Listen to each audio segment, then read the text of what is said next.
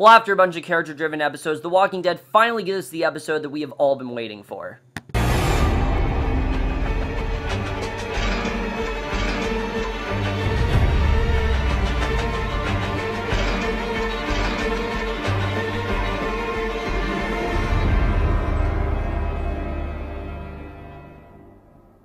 Hey guys, Season 7, Episode 7, Sing Me a Song, and I was definitely looking forward to this episode for a couple reasons. One, because the fact that I knew we were going to get back to the main story, and I really have enjoyed the main story. I just think it's been really a slow burn lately, but also because it was 90 minutes, and I was very reluctant about that. Like, that was both a positive and a negative for me, because the last 90-minute episode, literally nothing happened. Like, it was just Negan walking around Alexandria for an hour and a half, but that was not the case this episode. This by far was my favorite episode of the season. I really did love this episode overall. We found out a lot more about the Saviors in this episode. We had a lot of Negan and Carl conversations. We got to see why Negan doesn't want to kill certain people, and I think just in general really does show how great Jeffrey D. Morgan really is as Negan. I know a lot of people haven't liked him and said they turned into a cartoon or whatever, but I thought he worked really well here. I really did love what they did with him, but let's just get into this episode because there actually is a lot to talk about. A lot did happen in this episode, and I want to get right into it. So Michonne's walking down the road, and we finally get to see what she saw. She approached the pile of burnt mattresses. She's whistling a tune on the empty road, and two walkers come after her. She casually just kills them both, and again, just shows how the walkers aren't really a threat.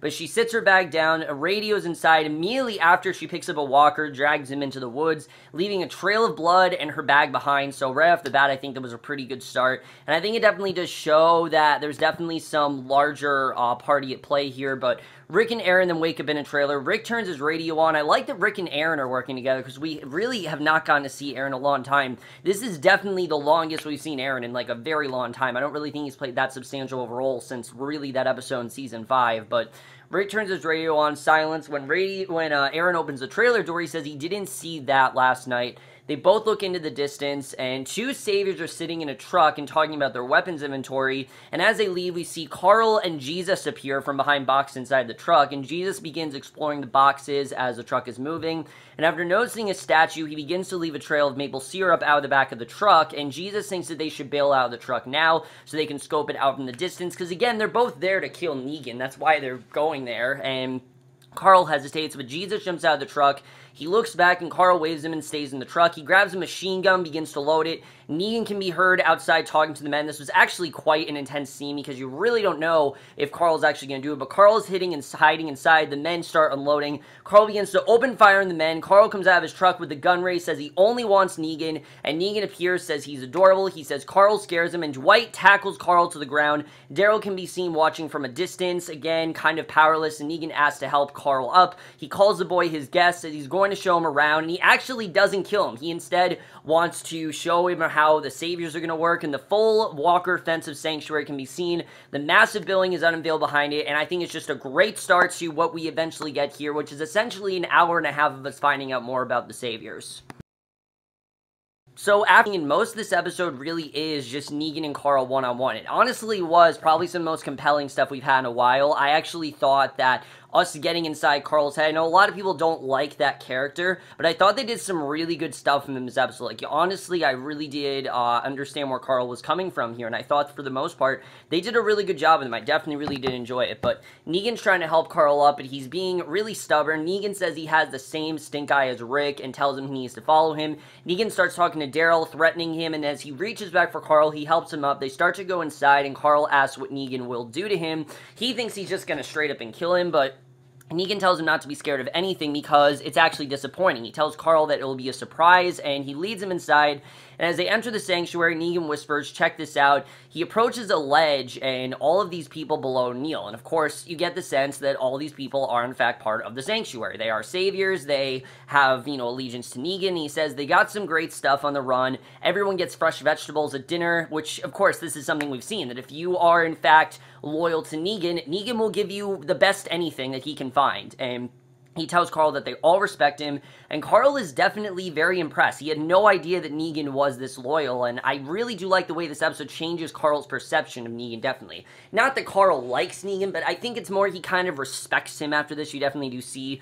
But Rosita and Eugene are walking out of Alexandria, and Rosita says they aren't going to find anything for Negan. Spencer approaches and tells her that she's wrong for fighting this, but she won't back down, and Spencer really, I mean, that's the only thing that kind of annoyed me here. I mean, what do you think is going to happen? You need to just stay loyal to Negan, because if you're not loyal to him, then you're going to die. But Spencer says it's all Rick's fault. Rosita puts him back in his place. She then walks out of the gates, and this very well set up what ends up happening with Spencer at the end of this episode, which we'll get into, but back at Sanctuary, Negan takes Carl into a room full of well-dressed women, and he encourages the boy to take a look at his wives. Negan walks away with Sherry, pours a drink, and Negan asks what happened between Amber and Mark, and Sherry says it's none of his business. Negan says that Mark skipped duties to be with Amber, and he needs to know if it's true. And again, these are all Negan's women. Like, they're not anyone else's, they're Negan's, and when Sherry says to take it easy on Amber, Negan says he would never hurt one of them.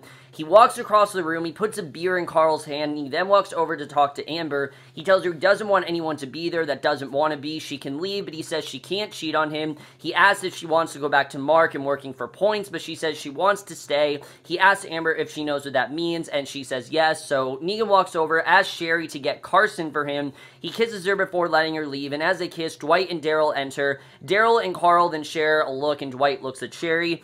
Negan takes some food from the plate that Daryl is holding, and just that one look that Daryl and Carl have, I mean, it really just shows that Daryl does want to be on their side. He just really has no power over Negan, and Negan asks Carl to take the tray from Daryl. Daryl speaks, Negan fires back at him and tells Dwight to fire up the furnace. He takes Carl with him and leaves, and Sherry begins to cry as everyone exits. So you really do see that Sherry, I think in general, still really does love Dwight. You know, we know that Negan stole Sherry from Dwight, but there's really nothing that Sherry can do. If, you know, Negan claims something, you kind of just have to go along with it, because if you don't, you know what's going to happen. So there really is no power that Negan has over everyone, because everyone's just too afraid of Negan. He's too much of a threat right now for anyone to really want to come after him, and that's really something with Sherry. I think definitely Sherry's going to be someone who's going to rise up against Negan eventually, but right now she's just kind of weak, and she doesn't really have the skills or the army to do it, mainly because everyone's just so loyal to Negan, and because Negan has given all these people such a great life,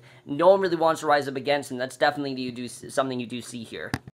So Rick and Aaron then approach this gate, they hop over it, and the sign on the gate said that only trouble was beyond it, so we don't really know what that's about. But Spencer and Gabriel then driving down a road and talking. Gabriel says that thoughts are just thoughts, actions are what matter in the end. Spencer responds that he hates Rick and he's a bad leader, and Gabriel says he's not perfect, but he is a man that finds his way. He says the deaths weren't all Rick's fault, and despite what Spencer says, he says Rick helps him look to the future, and Spencer says there's really no future with Rick in charge. He says he hopes that Rick doesn't make it back, and Gabriel tells him to stop the car, and Gabriel's the second person in the episode to put Spencer in his place, which I was happy about. I like that no one really was on Spencer's side, because how can you not be loyal to Rick after this? I mean, yeah, obviously, you know, he's used to Rick being the leader, and he doesn't like that Rick isn't trying to take Negan down, but again, it's better to just go along what Negan is doing than take him down. There's really no way to challenge him at this point, and basically, he exits the car to go home. So Spencer gets out of the car, he looks around, he then takes off into the woods. He discovers a walker in a tree stand strapped to a tree, and again, there's a really good foreshadowing here of what ends up happening. We'll get into that. But Negan and Carl then enter this glamorous bedroom. Carl asks if all the women are Negan's wives, and he says yes. And here's where we get to what most of this episode is, which is a very long discussion between Negan and Carl, him realizing how everything works. And Negan says, why follow the same old rules? He wants to get to know Carl better and tells Carl he's smarter than he thinks. He thinks that Carl finding him was incredible because he can't really let it slide. So Negan tells Carl to take off his eye bandage. It's his punishment for killing two of his men after refusing once. So he takes off his hat and bandage, and he reveals his wound by moving his hair. And Negan says it's no wonder he covers it up, that it's gross as hell, and Carl begins to cry a bit. And Negan actually apologizes here. He actually does feel bad for what he did. He says it's easy to forget he's just a kid and that he was just screwing around. What I liked about it is that it does show that Negan does in fact have a soul. Like, he's not completely heartless. He genuinely does.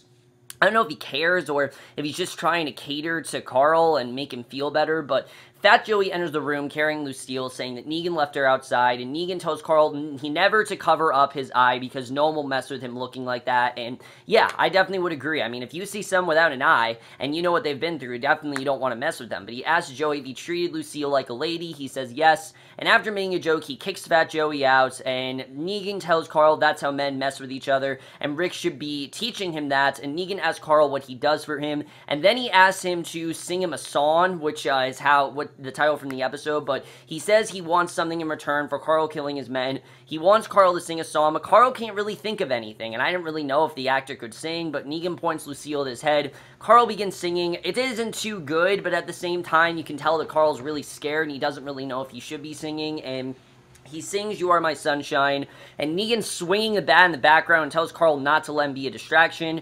And when the song is finished, Negan says that Lucille loves being sung to almost as much as she loves bashing in brains. And just the entire scene, you really have no idea what's going to happen. Like, I honestly thought that Negan was just going to bash in his brains right then and there. Just the fact that he kept moving, drawing his bat near Carl was really intimidating. They did a really good job at showing that while Negan is kind of softening up, he still is, thinking, he's not going to think twice about killing someone. Like, when Negan wants someone dead, he will in fact kill him. I think it's something they very well illustrated this season.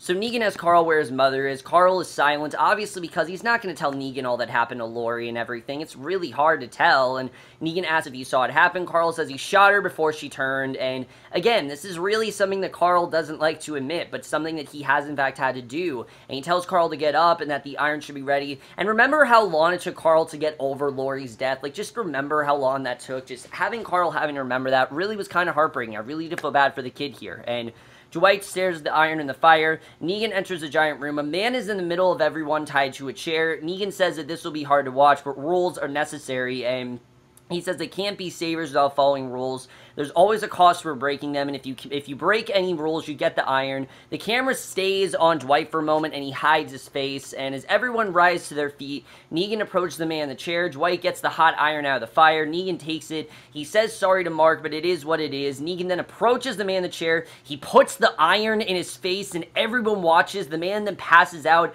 He pulls the iron away, tearing his skin off with it. I mean, probably one of the most graphic things we've seen. He says that Mark pissed himself and tells Daryl to clean it up, and the way that Daryl's kind of like a slave right now is kind of hard to watch. But before Negan leaves, he tells the doctor to do his thing. He tells the crowd that everything is square, and Mark's face should be a reminder about the rules, and just showing them that he really does mean business, and when he wants something done, it's gonna get done. He'll be fine with you unless you fuck with him, and that's something that Mark did do. So Negan takes Carl away, saying they need to figure out what to do with him, and in the woods, Spencer's trying to take down the tree stand that the walker's attached to. He gets the bow from the man, but his body falls as well. Spencer takes everything from the men's pockets, including a handwritten note, and a foreign language is written on it. He puts it in his pockets, and I'm pretty sure that they're trying to foreshadow that Spencer's going to die. I really think that Spencer is going to die very soon. I'd be very surprised if he doesn't die by the end of next week's episode, because especially someone who is openly hating Rick. I mean, if you're someone that's hating Rick, definitely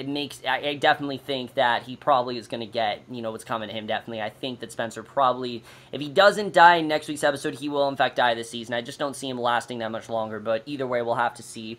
Rosita and Eugene then enter the factory where he was planning to make bullets, and he says he didn't want to come back and that he won't make any, and he says that he's really been thinking about it. Like, this is something that he genuinely has been thinking about, and he doesn't want to endanger Rosita by helping her kill Negan, because, at the same time, while she wants to kill, Negan, he doesn't really want her to participate in it, because he knows that she's really doesn't have the army or anything like that, and he says that Abraham was right.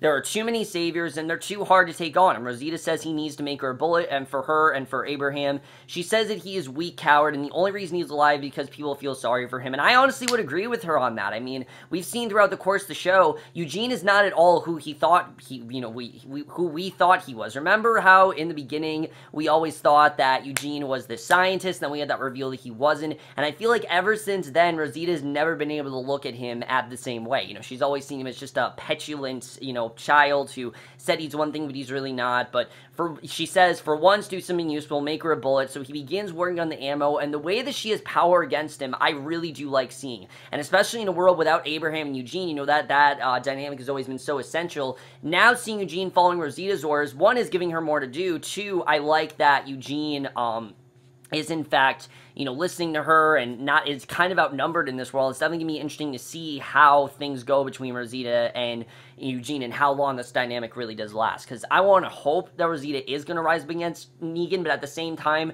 we know that Negan isn't going to die till next season, so I don't really know if this is really going to work, but we'll have to see.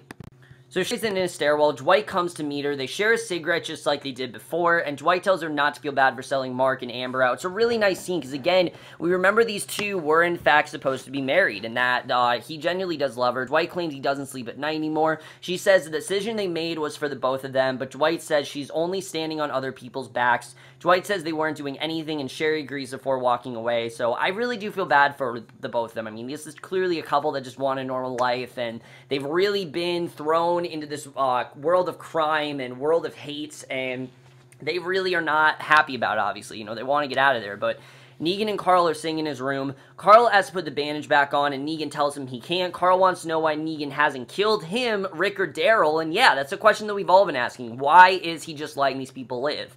And I like the way that Negan openly explained why he's saving all of them. He says that Daryl's going to be a great soldier for him.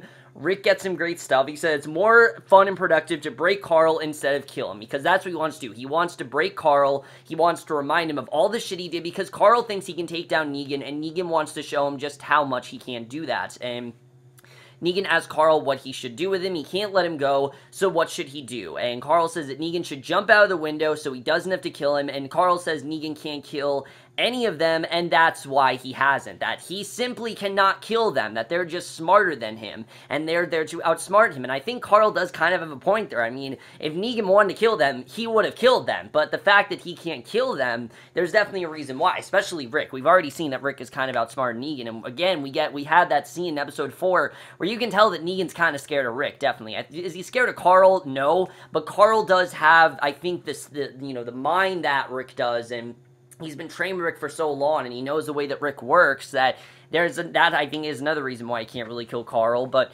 Negan tells him they're going for a ride, and as they get in the truck, Jesus is hiding on top. Daryl tells Negan he better not hurt Carl, and I like the way that Daryl openly told Negan not to hurt him. Like, Daryl finally was outspoken here, and Negan has Dwight put him back in the cell. Negan says he's taking Carl home, and when the truck pulls away, Jesus is no longer on the roof, so we don't know where Jesus went. Did he go back to Maggie and Sasha and their whole thing, or, the Hilltop group, or did he go on his own? We don't really know, but I think we're definitely going to know by next week. We'll have to see. But Daryl's in his cell. He hears someone outside at the door. A note is slid to him from the other side. It says, "Go now," and imagine a key were attached to the note. So who gave him this note? What's really that all about? We don't really know. We'll have to see. But a truck then pulls up to a pile of walkers in the road. A woman gets out. She draws her gun, examines them. Michonne comes out of nowhere with a sword to the woman's head. She asks the woman to drop the gun and her knife. Michonne orders the woman to take her to Negan, and she puts a gun to the woman's head, gets in the truck. The woman slams on the brakes. A fight ensues.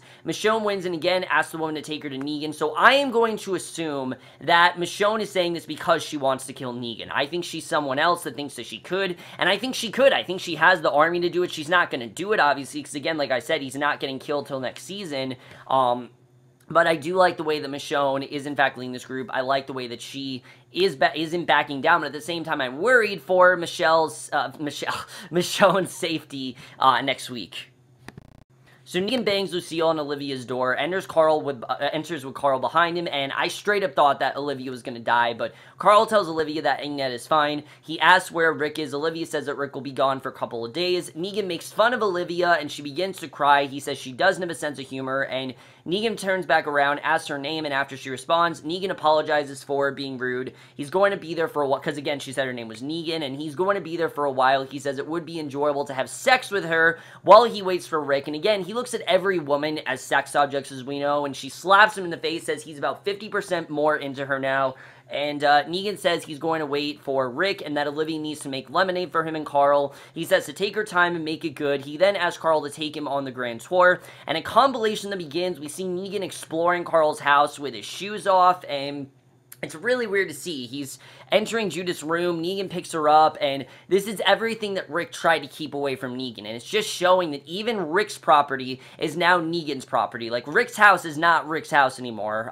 Even Judith is Negan's, and he laughs as he holds her, and it's just kind of, it's such a sight to behold, seeing Negan have Judith and, you know, not having Rick be able to keep her safe anymore. It's everything that Rick hasn't wanted, and just seeing that reaction was just really sad to watch and really kind of hard to watch. But Rick and Aaron then appear out of the woods. They come up on a trailer and a sign. The sign is from a man who lives in the property and tells exactly what he's armed with. The bottom of the sign says that the only way to read that far would be without being shot, and it's if the man is already dead. So Rick and Aaron go further. They see a lake with a houseboat in the middle, and there are walkers all over the water, and Rosita then examines, so we don't really know what that's all about, but Rosita then examines a bullet, and she thanks Eugene. She says she's sorry, but Eugene claims that she's lying, that she's not really sorry. He says he'd like to go back to awkward silence as they return home, because, again, these two really haven't talked that much before, but Spencer pulls up behind them as they get close. He says he found food, and there was plenty in the car, and he hands the note to Eugene,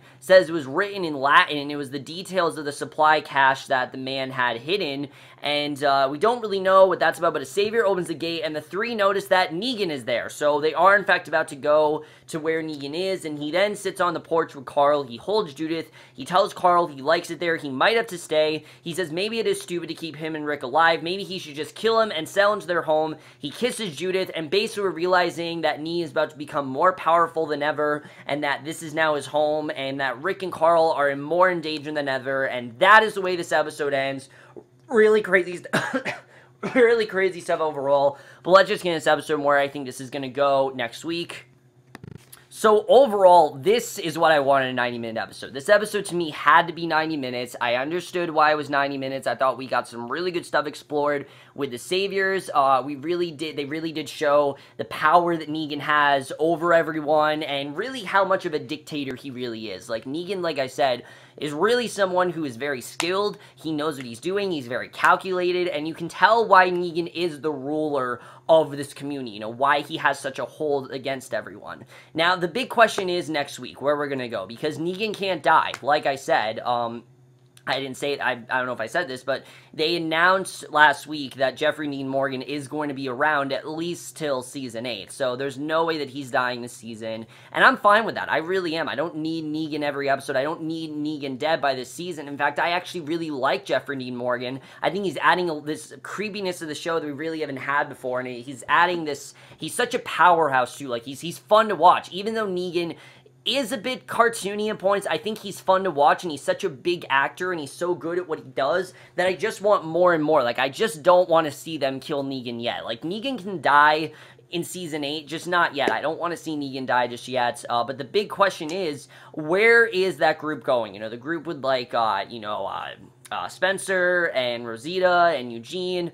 Are they going to Negan? Are they going to kill him? Because I know Rosita thinks that she can kill Negan, but I don't really think that's going to work. I think she's going to get what's coming to her. And how long is her relation with Eugene going to go? Because it seems that she has power against Eugene. I like the way she's telling him that, look, you're only here because we feel bad for you. But, you know, if you don't obey us, then we're going to kill you. And I think this is something that she's going to maybe ask Negan to do. I don't know if Eugene's going to be a sacrifice to Negan, but I could definitely see it happening. But again, I don't really know this is going to go. I think Negan might try to make Rosita one of his women, but I don't really think after killing Abraham she's going to comply, but we'll have to see. That's definitely going to be very interesting. Now, as far as Rick and Aaron, I don't really know what's going on with them. You know, what this houseboat is and the lake and everything. We don't really know what that's about, but that definitely is going to be very interesting, where exactly they went. Where did Jesus go? We know that Jesus was there, and then he just kind of disappeared, so where exactly did Jesus go? I don't know if we're going to join up with Jesus next week, and we're going to see where he went, or if we're not going to know till January, February. The Walking Dead does this a lot, where they like to tease things to us, so I don't know where Jesus went exactly, but we'll have to see.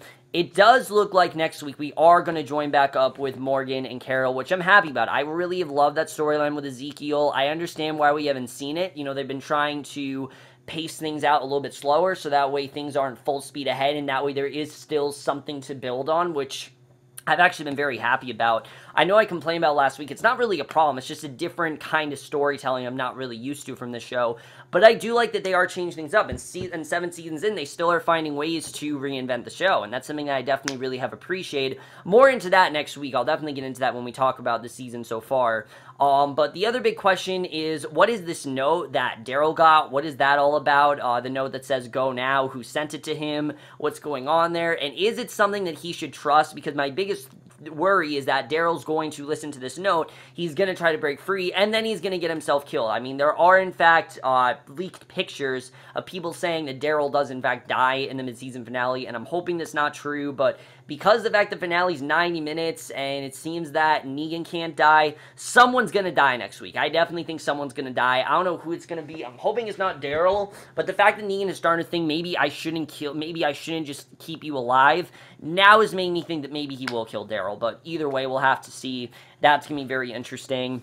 I think Spencer's dying next week. I think without a doubt, especially the fact not that he's just disobedient to Negan. He's disobedient to Rick. He's not listening to what Rick is saying. There are so many people who are against him right now, and so many people want him dead. So I really think that Spencer is going to get himself killed. And I mean, he's really just a disposable character right now. Like, I don't understand why Spencer has still been on this show. He should have died last season.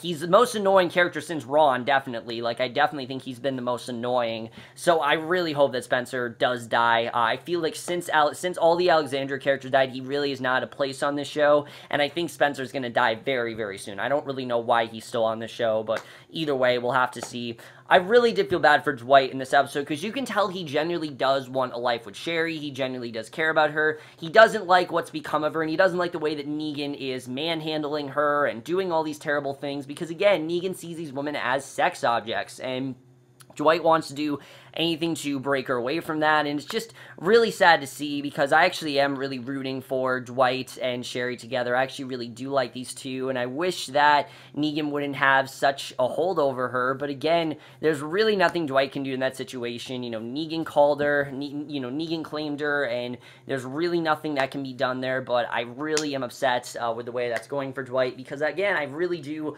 like those two together, but again, Negan's kind of put that to shit, so we'll have to see what happens there, because that's going to be interesting as well. And then Carl, we know that Carl is trying to get away. We know that Negan said he's going to try to keep him alive, but now that he's saying, maybe I shouldn't keep you alive, I don't really know what Negan's going to do. We don't really know where Negan's head is at, and that's the thing that's scary, is that we don't really know what Negan wants. It's not really about what's best for them to survive. It's more about what Negan wants. What does Negan think the best thing is for Carl? I don't think Carl's going to die, but I do think it's interesting the way that he introduced Carl to all this stuff, and he's going to try to take over and essentially be the new Rick. Like, I think that's really what he's trying to do. He's trying to be the new Rick. He's trying to kind of be a new father figure for Carl and try to be a different kind of father that Carl hasn't really had before. And I get why he's doing that. I get that he wants him to fight for himself and, learn how to fend for himself and things like that. But at the same time, I mean, Rick is his father, and he can't really replace himself as his father, so I don't really know where that's going to go. And then how is Ezekiel really going to fit into all this? We know that we've joined up with all these groups. I'm thinking we're going to combine all of that next week between the Oceanside community and the Kingdom and the Hilltop. I think all of that is going to come to fruition next week. I don't know if it's all going to combat against Negan. I don't know if that's all this is going to turn out, because again, Jeffrey Dean Morgan can't die, but I do think we are going to see pretty much everyone next week. The fact we have a 90-minute episode, I think it's the perfect chance to just kind of cover the basis for the season, focus on everyone we've seen so far, and then set up where the second half is going to go, because I really don't know where the second half of the season is going to go. I think it might be the first season where we really don't switch locations. I could really see that happening. It didn't really happen in Season 6, and I don't think it's really going to happen in Season 7 either, so we'll have to see. I don't know, maybe everyone's going to go to the Kingdom, maybe everyone's going to go to the Hilltop. I honestly don't know, but either way, Negan does in fact have control over all of them. And that's really what's going to be interesting to see. This was really a game of, I've heard a lot of people say this is really a season of chess pieces, and I think we're really about to see who the real king of it all is. Is it Negan? Is it Rick? Is it Ezekiel? I think Negan wants to think that he's the king, but in reality, we've seen that there are definitely parties against him, and there are definitely other, threats to combat against that prove that he is not, in fact, the king. But either way, guys, this is it for this video. Really did enjoy this episode. I actually really am getting into this season, I have to say. okay? But I will see you guys next week, which will be for the season finale of Westworld, which, wow, is there a lot to talk about with that, and I will see you guys for that. Okay, bye.